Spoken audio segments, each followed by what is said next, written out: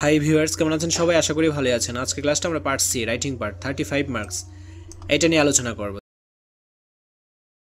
তো চলো এখন আমরা ক্লাসটি শুরু করি।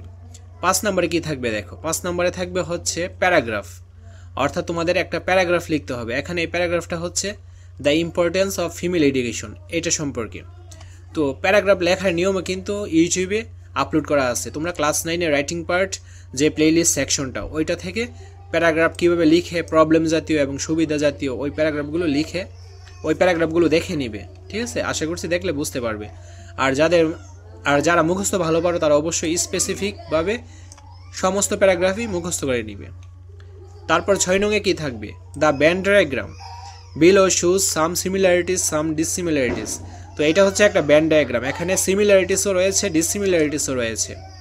অ্যান্ড সাম কমন ফিচার্স, এখানে দেখো কমন ফিচার্সও রয়েছে।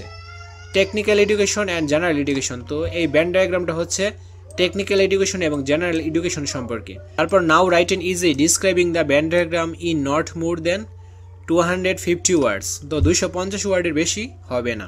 তো এখানে দেখো এই বৃত্তটা, এটা হচ্ছে জেনারেল এডুকেশনের। ঠিক আছে, জাস্ট এইটুকু হচ্ছে জেনারেল এডুকেশনের ফিচার্সগুলো, আর এইটা হচ্ছে টেকনিক্যাল এডুকেশনের ফিচার্সগুলো। আর এই অংশটা দেখো, এই যে অংশটুকু, এটা জেনারেল এডুকেশন এবং টেকনিক্যাল এডুকেশন দুইটারই কমন। ঠিক আছে, এটা হচ্ছে কমন ফিচার্সগুলো। তো এখন এই ফিচার্সগুলো দিয়ে আমাদের সিমিলারিটিস, ডিসিমিলারিটিস এগুলো লিখতে হবে। ঠিক আছে, তো এখানে দেখো এর অ্যান্সারটা দেওয়া রয়েছে এবং বাংলা অর্থ করা রয়েছে। তারপর 7 নংয়ে কি আসবে? Read the text and identify the elements and relevant example of an explanatory text, then fill up following grid, one is done for you. তো তোমাদের কীভাবে এক্সপ্লেনেটরি টেক্সট আসবে বা এক্সপ্লেনেটরি টেক্সট কীভাবে অ্যান্সার করবে, সেই নিয়মটা কিন্তু অলরেডি ইউটিউবে আপলোড করা আছে। তোমরা অবশ্যই এই ক্লাসটা করে নেবে। তারপরও আমি তোমাদের এই ক্লাসে ভালোভাবেই বুঝিয়ে দিব। তো দেখো এখানে এই টেক্সটটা কী সম্পর্কে, how the water cycle works, কীভাবে ওয়াটার সাইকেলটা কাজ করে সেই সম্পর্কে দেখো এখানে লেখা রয়েছে। তো তুমি প্যাসেজটা ভালোভাবে পড়তেও পারো, আবার নাও পড়তে পারো, দুইভাবেই অ্যান্সার করা যায়। কিন্তু তো না পড়ে কীভাবে অ্যান্সার করা যায় আমি সেই টেকনিকটা তোমাদের দেখাবো। এসএসসি 2025 শেষ মুহূর্তের প্রস্তুতি কোর্সটি করে পরীক্ষার টেনশন আজই দূর করে ফেলো। এই স্পেশাল প্রোমো কোড ব্যবহার করলে পেয়ে যাবে 500 থেকে 1000 টাকা পর্যন্ত ডিসকাউন্ট। কোর্সটি সকল গ্রুপের জন্য available. Elements of an explanatory text, আর এখানে রয়েছে এক্সাম্পল ইন দ্য টেক্সট। তো প্রথমে এই যে এই বক্সটা, এটা কিন্তু তোমাদের মুখস্থ করতে হবে। এখানে কি রয়েছে? General statement, what is being explained. তো জেনারেল স্টেটমেন্ট লিখে এখন এই বক্সে তোমরা কি লিখবে? এই বক্সে লিখবে এই যে তোমাদের যে টেক্সটটা আসবে, এই টেক্সটের প্রথম লাইনটা, এই প্রথম লাইনটাই হবে কি? General statement. আশা করছি বুঝতে পেরেছ।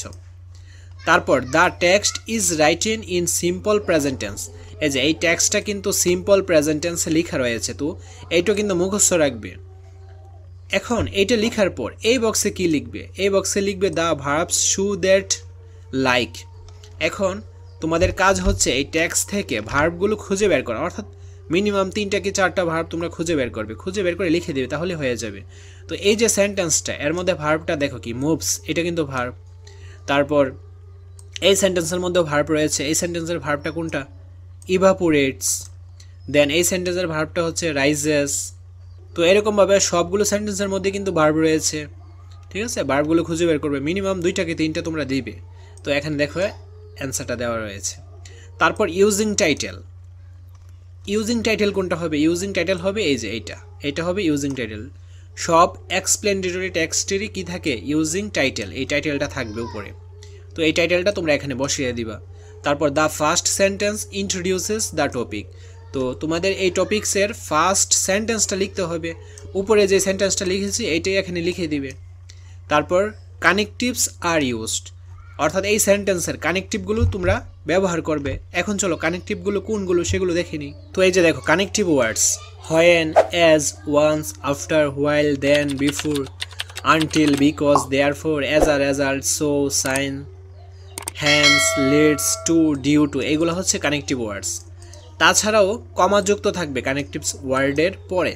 ঠিক আছে, ওইভাবেও তোমরা বুঝতে পারবে যে এগুলো কানেকটিভ ওয়ার্ড।